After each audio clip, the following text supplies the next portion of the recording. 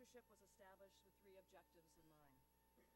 First and foremost, to honor leading scholars of early Christianity and to celebrate their contributions to the field.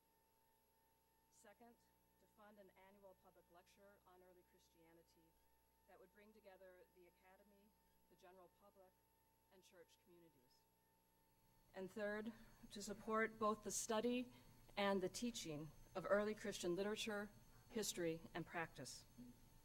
On behalf of the university, Georgetown College, and the Department of Theology, I want to thank Jay and Margaret Costan for this amazing gift to Georgetown. Thank you so much.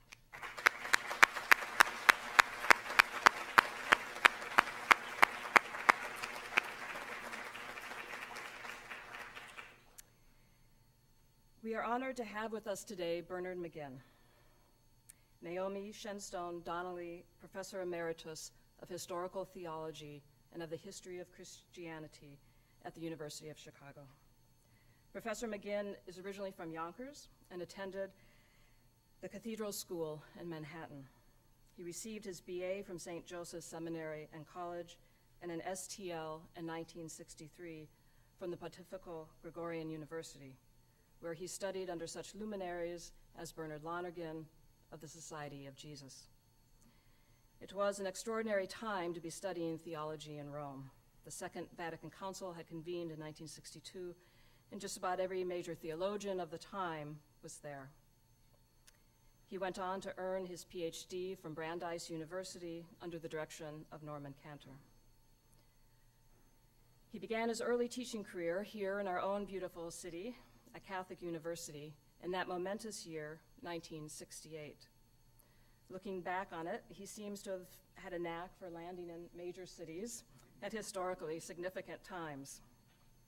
The next year, he and his good friend and colleague David Tracy were hired by the University of Chicago and went west. In the wake of Vatican II, it turns out that Catholics had started to enroll in graduate programs at traditionally Protestant divinity schools almost in droves. And the dean at Chicago's Divinity School recognized the need to have Catholic faculty there. There's a marvelous story of the Protestant liberal theologian Langdon Gilkey being sent to Washington to meet two young Catholic, at that point unknown theologians at a bar in Georgetown. But that's a story for another time. Professor McGinn taught at the University of Chicago for almost 35 years and still does so on occasion. He retired in 2003, but it seems he did not retire to retire, but to work even harder. He has continued to publish prolifically and has been a visiting professor at several universities. When they are not traveling, he and his wife, Patricia, live in their beautiful house in Hyde Park, just 3 blocks from the campus, and they remain cherished and revered members of that community. Bernard McGinn is a world-renowned medievalist. He has authored 18 books, edited 12 books, and published almost 300 scholarly articles. Among his books are several on apocalypticism in the Middle Ages, at least 3 on the great German theologian and mystic, Meister Eckhart, and one entitled Antichrist, 2,000 Years of the Human Fascination with Evil, which has been translated into 6 different languages.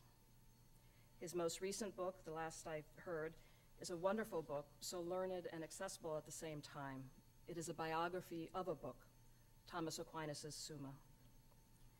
Perhaps his most influential work has been his monumental 7-volume series, The Presence of God, A History of Western Christian Mysticism.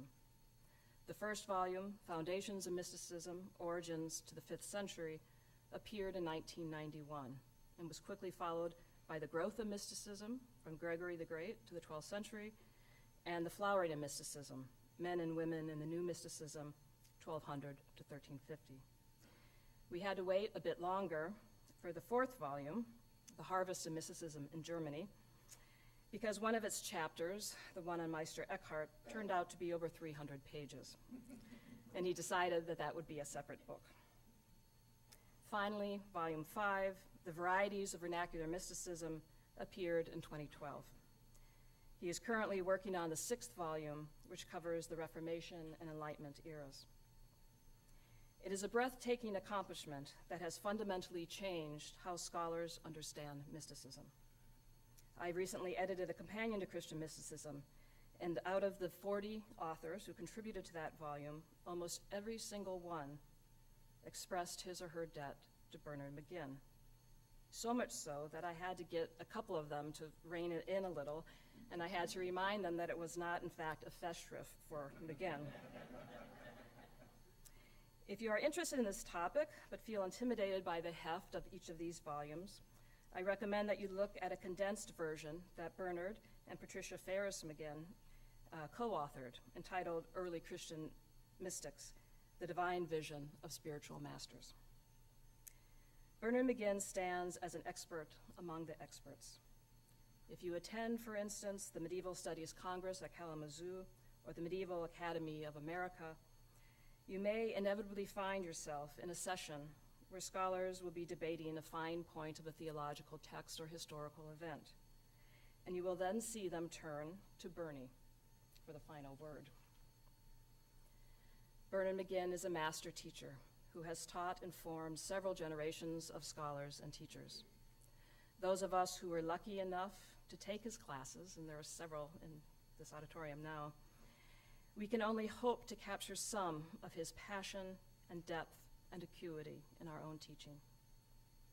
There is so much more that could be said, but you have come here to listen to the man himself. So I present to you Bernard McGinn. The title of his lecture is Stretching Out Forever Infinity and Incomprehensibility in Early Christian Mysticism. Please join me in welcoming Bernard McGinn.